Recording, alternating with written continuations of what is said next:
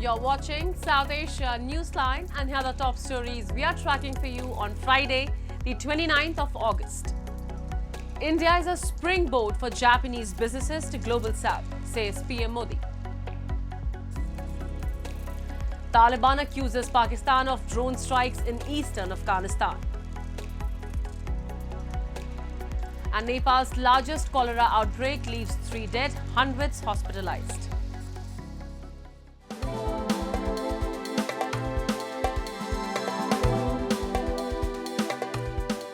And now for all the details. Indian Prime Minister Narendra Modi on Friday termed India as a springboard for Japanese businesses to global south as he attended a business forum meet in Tokyo ahead of India-Japan annual summit.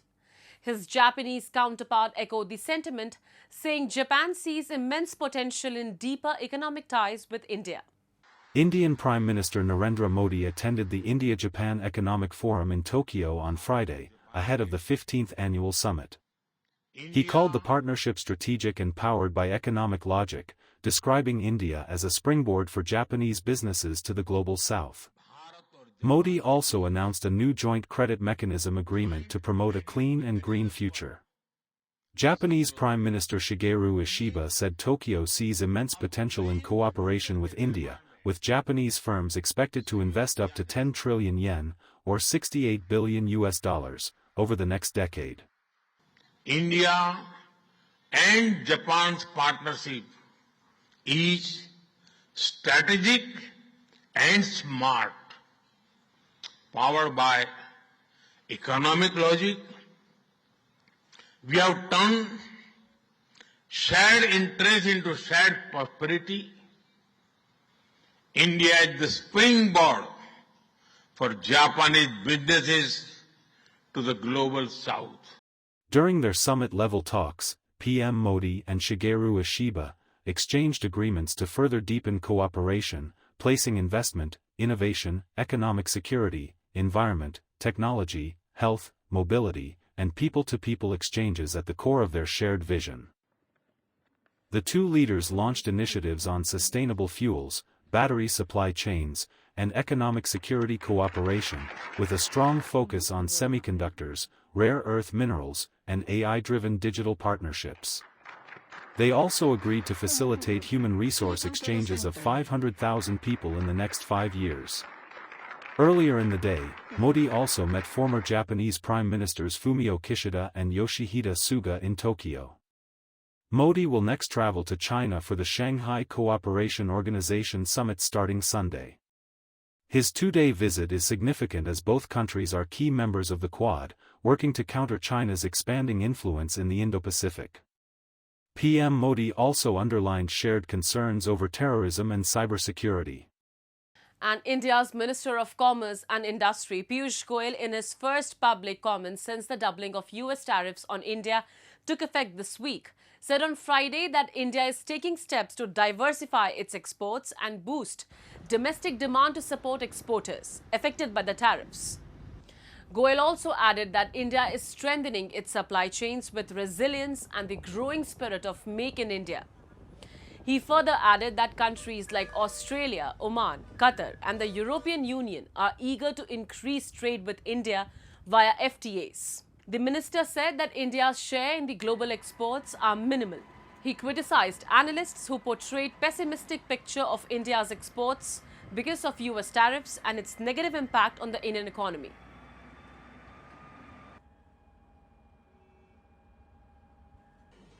ये जादू भारत में बढ़ती हुई स्वदेशी की भावना में है। कैसे भारत आत्मनिर्भर बने, हमारे सप्लाई चेन्स और मजबूत हो, resilient supply chains should define India in the future. ये आप सबकी ताकत है जो पूरी दुनिया भारत के साथ एंगेज करती है, समन्वय बिठाना चाहती है, बढ़ाना चाहती है, व्यापार निवेश करना चाहती है भारत में, और हमने उस कॉन्फिडेंस के साथ, उस हिम्मत के साथ आगे बढ़ना है। Meanwhile, Senior Counselor for Trade and Manufacturing of the White House, Peter Navarro, has again accused India of profiting out of Russian oil in scalding remarks. In a post on X, he said President Trump's 50% tariffs on Indian imports are now in effect. This isn't just about India's unfair trade, it's about cutting off the financial lifeline India has extended to Putin's war machine. India has, however, defended its purchases of Russian oil, saying it is necessary to keep energy prices low and stabilize its domestic market. And flash floods have devastated Pakistan's eastern province of Punjab, where at least 20 people have been killed and more than 1 million have been evacuated from high-risk areas near major rivers. Also, various towns in India's Jammu and Kashmir have been ravaged by flash floods, leaving a trail of devastation and displacing residents. Pakistan's Punjab province has been reeling from floods this week due to heavy rains, which have left a trail of destruction. The army has been called in to support rescue and relief operations by the provincial government amid the surging water levels in Punjab's 3 major rivers. The Provincial Disaster Management Authority said that devastating floods have submerged more than 1,600 villages in the Punjab province, killing at least 17 and impacting more than 1 million people. Overall तो इस वक्त तक 1692 मौजाजात पूरे पंजाब के वो under water हैं, वो inundated हैं और इसी तरह तकरीबन 14,61,966 ये आपसे शेयर भी कर लेते हैं. ये वो पॉपुलेशन है जो इन मुआवजात की जो किसी न किसी फॉर्म में डिस्टर्ब हुई और उसको परेशानी का सामना करना पड़ा. Meanwhile, in the town of Bhaderwah in India's Jammu and Kashmir, residents were seen crawling out of debris and sludge, while some dared to cross the overflowing rivers on makeshift plank bridges. In the city of Jammu, shops and vehicles were swept away as the water in the Tawi River overflowed. Weather experts have attributed the western disturbances and winds from the Arabian Sea and the Bay of Bengal as the reason for heavy rainfall. ये कोई 2:30-3 बजे की बात है तो कोई आवाज़ आई, बहुत बड़ी आवाज़ है, तो ये बादल फटे कि क्या बिजली पड़ी है, तो उस वजह से ये ऊपर से एकदम मलबा आ गया तो हम कुछ भी नहीं बचा पाए अपने घर से. सारा का सारा माल जितना भी है तो सारा कुछ अंदर ही है. तो आप हम भाग दौड़ के हमने जान बचाई अपनी. At least 60 people have died this month in India's Jammu and Kashmir, while Pakistan's death toll since late June stands at 819. Both countries are battling a heavy monsoon season that has unleashed the flash floods. And Afghanistan's Taliban government on Thursday summoned Pakistan's ambassador in Kabul over drone strikes in Nangarhar and Kosht provinces of Afghanistan. Pakistani drone strikes on Kosht province's Sapera district killed 3 children and injured several others. Also in Nangarhar's Shinwar district, 6 people from the same family were among those injured. Pakistan's foreign ministry and media wing have not responded yet. Notably, the strikes came a week after Pakistan's foreign minister Ishaq Dar met his Chinese and Afghan counterparts at a trilateral dialogue where the 3 countries pledged to extend the China-Pakistan economic corridor to Afghanistan. Relations between Pakistan and Afghanistan have been strained, with Pakistan accusing Afghanistan of providing safe haven to militants planning attacks inside Pakistan. The Taliban condemned the drone strike and said that such actions will inevitably have consequences.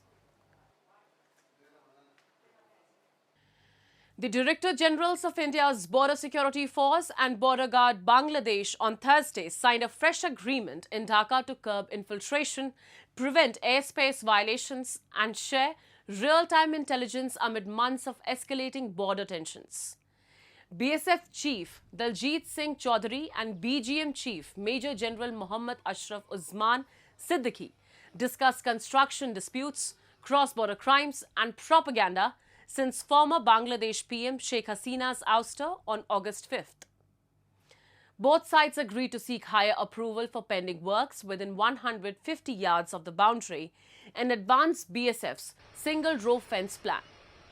Dhaka flagged killings of nationals and alleged push-ins, with BSF insisting firing occurs only in self-defense, backed by body cam footage.